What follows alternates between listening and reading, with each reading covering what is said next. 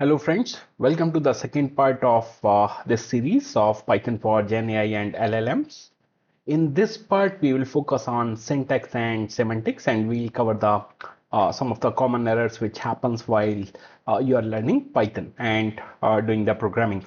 So what we are going to cover in this video is first we'll configure Jupyter Notebook plugin in our Visual Studio Code, and then we will start with syntax versus semantics, what they are and why they are important for us. And then we learn what are the ways you can create comments to keep your structure of program organized. And then we'll cover some of the syntax rules. So what are the best practices for writing the code? And then we'll talk about some of the common errors which happens while you're testing things, and how we can follow certain best practices which will help us avoid them. And in the course of this presentation, we'll also go to VS Code and we will create some basic codes and try to test that.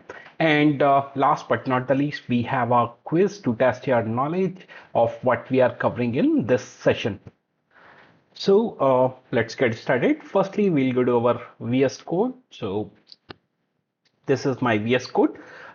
In the last session, we created a environment and we created a directory by the name of my LLM project. So make sure that you are in the directory my LLM project. You can open this directory by using open folder option here, and then you can select the required directory. And here, when you expand it, right, you should be able to see this my env directory. So after creating the directory, we also need to activate it. So that's what I covered in my last session. Make sure you also activate the environment, right? So we have created and we have activated the environment, and we are inside that same directory by the name of my LLM project. Now let's close this terminal. And what we will do is we will install Jupyter Notebook plugin. So to do that, we will go to extensions, and here we'll search for Jupyter. The spelling of Jupyter has a Y instead of I, so make sure you're finding the right one. This is the right plugin which we want to install. So let's hit on install. So we will be using interactive Python notebook in this session, which is very helpful. If you are new to Python, you will be able to interact and you will be able to execute specific parts of the code that you are writing, right? So that helps us a lot. You can see this is installed. So now I will just minimize this one. And what we will do next is, let me go to files here, and we will try to create a new file. And I am in my LLM project, right? So here, let me create a directory by the name of syntax, and I'll use an underscore because I can't use a space in the file name, and I'll name is semantics. And I will create it as a interactive Python notebook. So I'll say IPY interactive Python, N for note and B for book, interactive Python notebook. That's what we have created, right? So it will automatically take you to this page. And this is the Python notebook page. And here you need to select kernel, right? So kernel is basically our engine. Don't sweat it. So what we have to do is we have to select our Python environment here, and we'll select the environment that we created during our session by the name of my env, which is the first one. Okay, so we are good here, and we should be able to execute code, and we should be able to create markdown. So markdown cell is for your notes, so you can take notes while you're coding, and then you can create a or add a coding cell.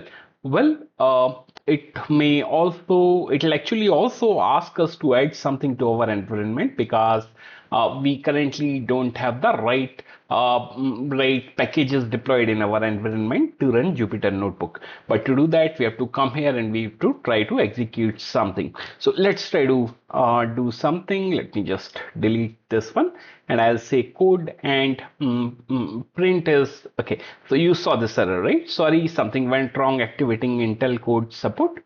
And then when you hit on this one, right, then it will say please check the Python and VS IntelliCode output window for the details, right? So basically we are missing some projects, some files here. Let me just do it again. I'll say print, which is the basic command, and I'll say print hello. So hello is a string, and you can hit control enter to execute this, and you got a error, right? Running cells with my env requires the ipy kernel package, right? So we have to go ahead and install this package. So we can just ignore this one, and let's go ahead and install the ipy kernel in our environment.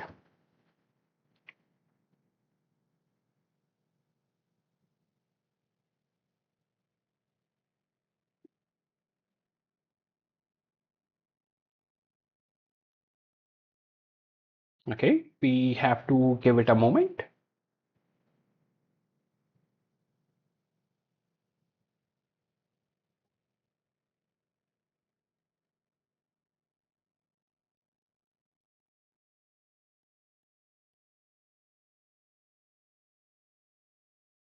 Let me know if you face any challenges or if you get any errors. Just post it in the comment section, and I will be more than happy to assist you. And here my code block is executed, right? So you can see it has printed hello. So this is the basic command, but very useful. So when you are creating programs or doing coding, right?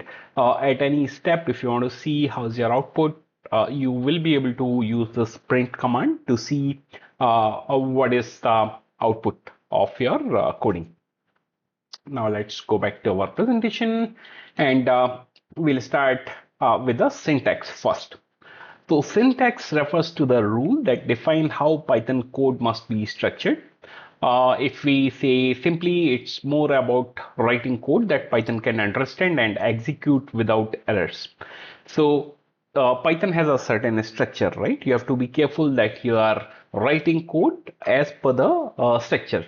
And if you miss something in the syntax, right, like parenthesis, it may cause a syntax error, right? So let's go back to our print command that we were trying to execute, right? Let's just go ahead and delete this one, and let me create a new code. And what I'll do is, let me minimize this, and what I'll do is, let me create this notebook file, and I can then upload it to GitHub, so you can have a reference of this one.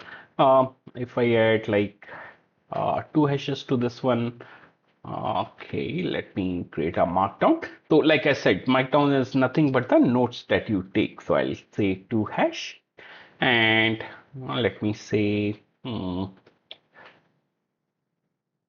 syntax, and then I'll hit enter. That will take me to the next line, and with 3 hash I'll actually put the definition. So we need to give a space. Yeah. So this 2 hashes will create larger heading, single hash will create largest heading, right? This is only specific to markdown, right? So if you want to just execute it, you can do control and enter, and here you can see what we have written, right? So that's fine. And then let's just try to test some code block here. So I'll create a next block of code, and here I will print something. So let's when you are using a string, right, you have to put it under quotes. So let's try to print welcome to this course, and I'll add an exclamation, and I'll do a control and hit enter, right? You can see that this is executed as expected, but the same thing if I'll probably miss something. Okay, let's just try to print without parentheses, right? And we'll see how it goes. So I'll say uh, this will give an error, and I'll hit enter. So this is giving us a error, right? And it clearly mentions syntax error, right? So if there is something that is wrong with the syntax, you will get this syntax error. And let's go ahead and delete this one for now, and let's go back to our presentation. Okay, so if there is a syntax error, right, you know what to do. You need to revalidate the syntax and you need to correct that.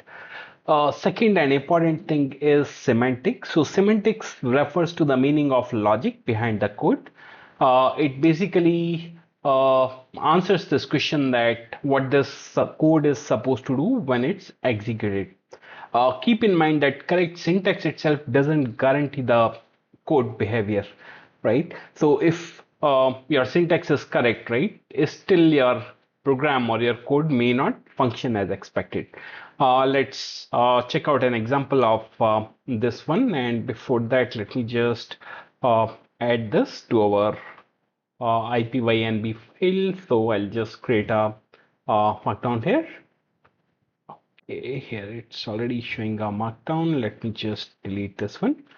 And here we'll paste the definition of semantics.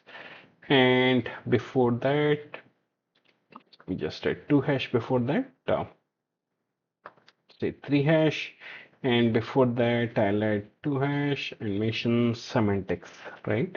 Uh, and to execute this, right, you need to press Control and enter. So you can see the definition of semantics here. So semantics refers to the meaning or logic behind the code. Okay, cool. So let's just take a quick example of semantics. So I'll just add a block of code and I'll say each equal to, and let me deliberately try to put something incorrect. So when I am putting in double quote, right, that's a string, right?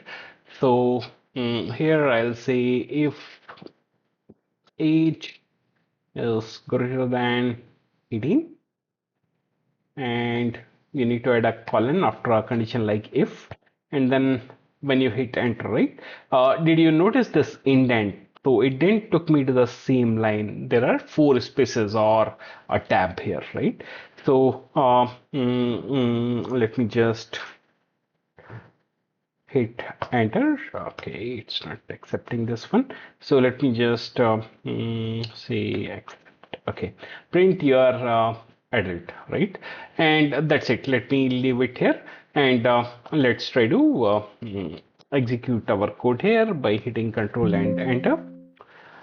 Okay, it's again asking to install the image. Let's again get it done. There was some changes in my system, so because of which it's doing it again.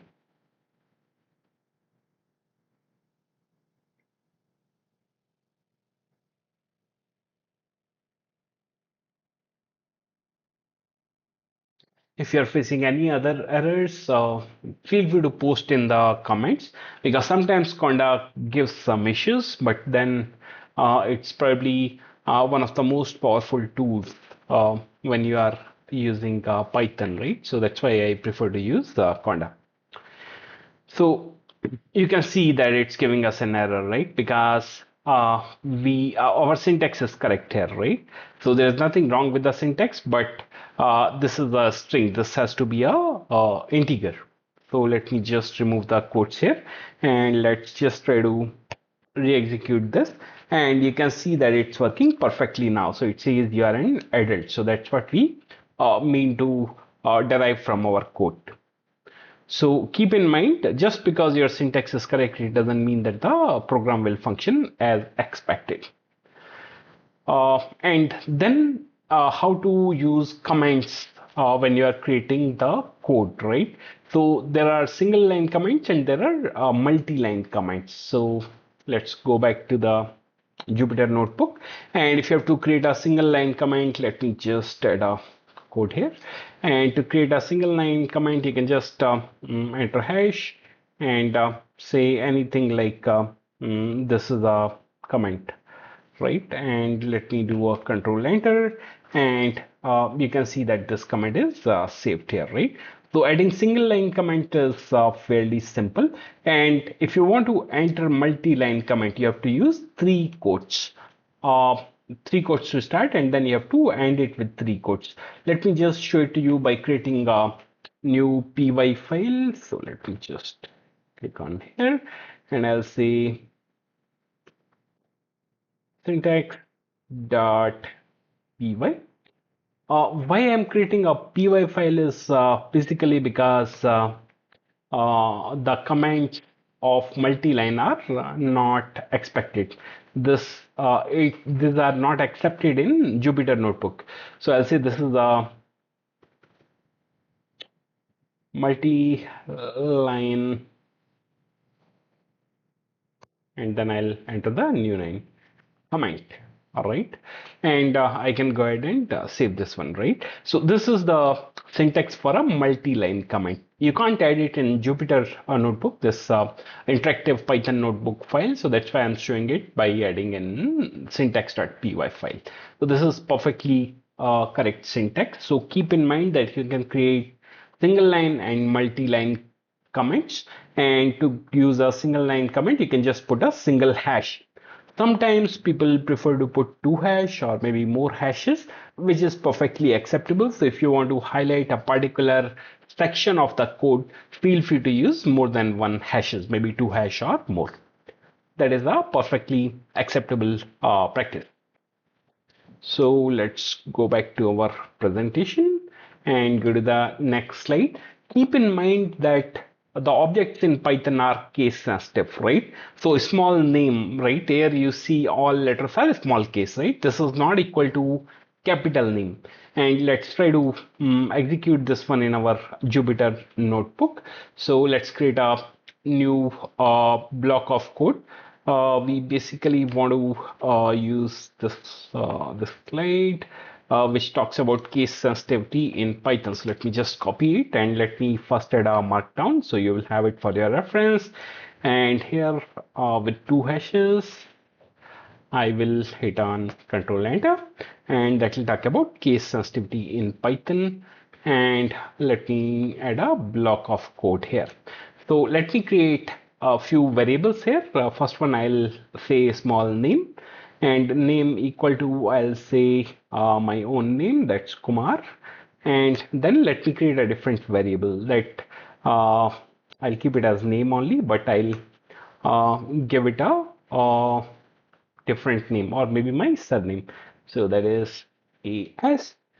And then in the next line, we'll use our familiar print command now to print name. And then in the new line, let's also use one more command to print capital name, right? And I'll say Control Enter.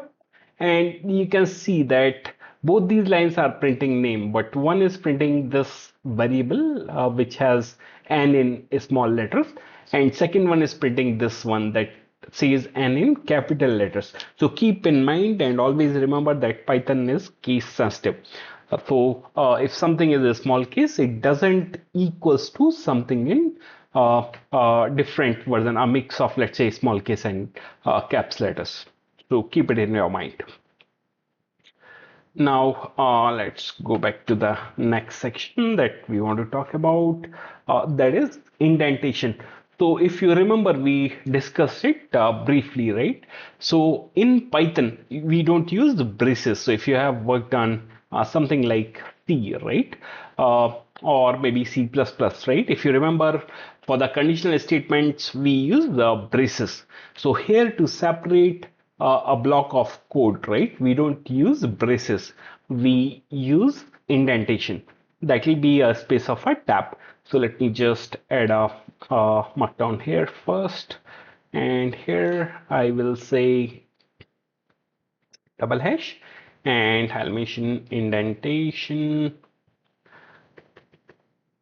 in Python is 4 spaces or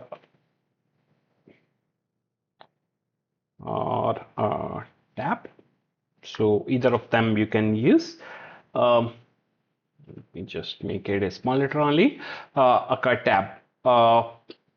And then I'll say Python don't use braces. So many languages uses these braces, right? These are not used in Python. So let's just keep it as a comment here. And in the next line, let's try to test something out. So let's just take a simple example. This one mentioned works perfectly. Age equal to, I'll say 25. And in the next line, I'll say if age is uh, greater than 18, print you are an adult, right? So let me just click hit on enter and let's see the output, right? So you can see after if age is greater than 18, you need to enter a colon. So keep in mind, if you are putting a statement like if, you need to end it with a colon, otherwise it's not required. So here if I say print you are an adult, right, you can see this space. So this is 4 spaces or a tab that is automatically added when you are programming by your IDE or the development environment that you are using. But you have to be very careful for indentation, because we are not using braces here. Rather, we are just using indentation, which is very important and one of the basic building blocks of Python. Okay, so let's go to the next page. And here we'll talk about line continuation in Python. So in Python, if there is a long line of code, right, you can use a backslash to break it into multiple different lines. So let's just test by using an example of this one. And before that, I'll use a markdown and I'll mention line continuation in Python, and let me hit Control Enter, and then let me add a code block here, and here we'll use the same one. So I'll say long underscore sum. So when you're declaring a variable, right, you have to keep in mind uh, it can only start with a underscore or a letter. It cannot start with a number or a special character, though numbers are accepted in between the name of the variable.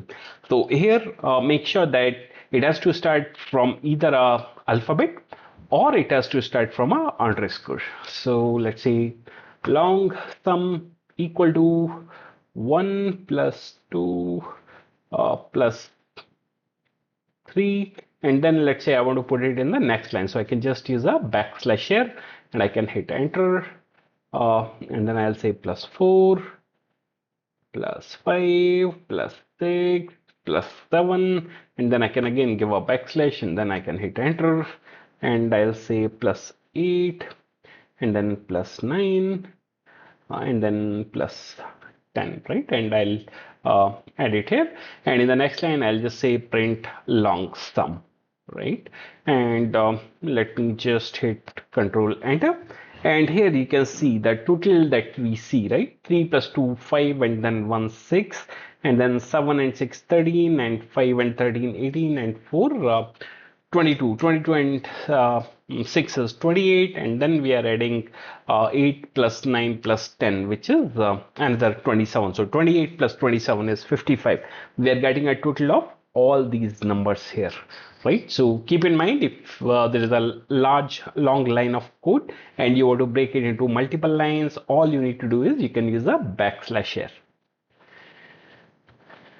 So there are times where you have to define multiple statements on a single line, right? So to do that, you can use semicolons, right? So let's take an example, and before that, I'll just add a markdown here. So I'll say multiple statements in a single line. Maybe I should use three hashes here because it's getting a little too large. Yeah, that makes sense. So let me just add three hashes here also, and here also I'll just add one more hash so that it doesn't look kind of ugly. Please bear with me for a moment. Uh, So in Jupyter notebook file, if you enter three hash, it will become a little smaller. Single hash is largest, and then double hash is a little small. Okay, so multiple statements in a single line, and then let's add a block of code here. Let's come here. Multiple statement in the single line, and then I'll say code. So here, right, I can say x equal to let's say 5 or whatever value you want to give, right? And I want to define multiple variables on a single line, or maybe different multiple comments in a single line. So I'll just separate them with a semicolon, right? So I'll say x equal to 5, y equal to 10, and then I still want to add something, let's say z, or I'll say sum equal to, and then x plus y, and in the next line I'll say print sum, right? So sorry, print sum is not admitted here. So here I'll say x plus y, and then let me hit enter. And yeah, print sum is there, and I'll say control enter. So you can see that we have got the sum, that is 10 plus 5, right? So x plus y 15 is our sum. So if you have to separate multiple statements within a single line, you have to use semicolon. Otherwise, you need not use a semicolon in the end unless it's a conditional statement like if. Next, we have something called type inference, right? So in Python, you need not define the type of the variables. It will automatically take the types of variables, right? You just need to give it a value.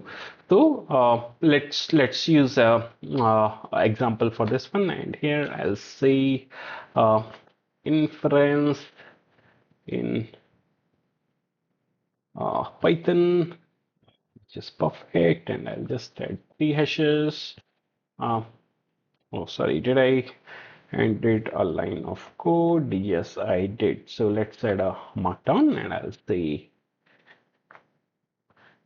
inference in Python. So in Python, if you have noticed, we are nowhere declaring the variables, right? So what is happening is that Python automatically has the intelligence to understand the type of the variable. Let's try to understand it better using a example. So let's add a new code block, and here I'll say x uh, equal to 5, and then I'll hit enter, and then I'll say name equal to Kumar works for us, and then I'll say float equal to 5.5, right? So we have initialized the three different variables, right? Now I'll say print, and then you can use the type. So I can say print and then type, and then here I can define the variable print type x. Similarly, in the next line, I can say print type name, and after that I can say print type float, right? So let's just do that, and let me hit enter, right? So you can see x, it has automatically identified that it's type of integer. We have nowhere defined that x is a integer. Similarly, in the name, you can see that it has identified that it's a string, and the float number that we have created is a float, right? So Python has that intelligence. We will, of course, talk about it in detail in the coming sessions. But for now, if you understand what is inference and why we need not declare the variable type here, that will be fine. So I hope you are clear about the inference. And then, right, there is something called the name error. So whenever you are defining a variable, you need to initialize it. If you don't initialize the variable, that will enter in a name error. So let me show you an example. So let's say a markdown, and here I'll 3 hashes, and I'll say name error in Python. And then let's use an example where we will not initialize the variable, and then we will see how it goes. So here I will say uh, a equal to b, right? And let's not initialize it, right? And then I'll go to the next line, and I'll say print, and then print a, right? And let me hit enter, right? So you can see that we have hit a name error. Why? Because we have not initialized our variable. It says name b is not defined. So if you are hitting this error anywhere, it means that you have not initialized the variable, right? So you have to keep it in your mind. So let's move to the next step. So next one is there are a number of common syntax error that may occur. Sometimes what happens is if you are using a statement like if, right, you have to use a colon. If, for, or def kind of statements, right? You have to make sure that you are using a colon after that. So you can see that here we have used the if statement. We will anyways cover these statements in a separate section, but for now you should understand the syntax part of it. So if you are using a statement like if, you have to end it with a colon. And when you will hit enter, it will automatically take this indentation, right? That's a tab or 4 spaces that it will automatically take. Third one is, again, we just talked about indentation, right? It's one of the most common errors that is caused when you are trying to write a code. So you have to make sure that it takes a space of 4 spaces or a single tab. And then when you are starting a code, right, you need to make sure that you are ending the code. Otherwise, it may cause an error. And sometimes if you're comparing two different variables, right, you can use double equal to as a condition. Again, we'll talk about condition in a later parts, but then let's quickly touch base on this one since we are talking about it. So here let me add a markdown, and let's put 3 hashes, and I'll say syntax errors. So I'll say syntax errors, and let me do a control enter. So whenever you want to execute, you can just do a control enter, and let's do some code here, right?